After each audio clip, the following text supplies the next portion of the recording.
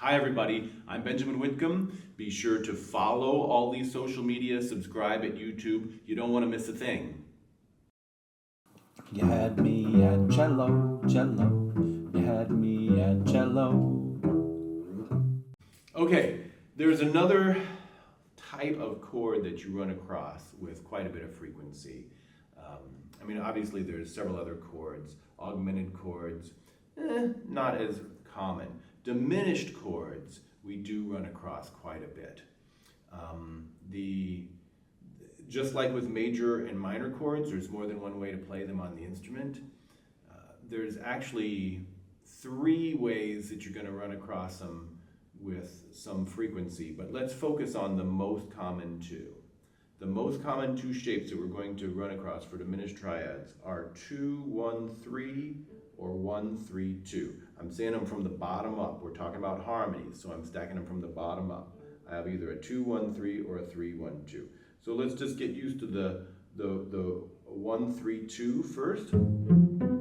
I've got first finger in this case. If I'm on a A natural, then third is on an F sharp, and second is on a C natural, and it gets that sound. That's a diminished triad. It takes a little bit of coordination sometimes because to make long second finger go to the highest string and third finger go past second finger. But that's your shape. That's your shape. 1-3-2. 1-3-2.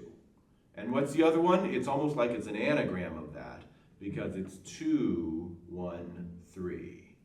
If I do 2-1-3, I also get a diminished triad.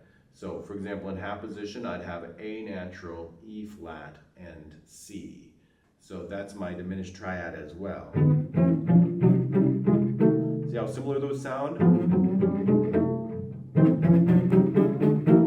And quite frankly, it just kind of depends on the musical context when a composer is going to write the one shape and when they're going to write the other. It's not a bad thing to get to where you can go back and forth between those. It takes a little bit of finger coordination, but finger coordination is a good thing.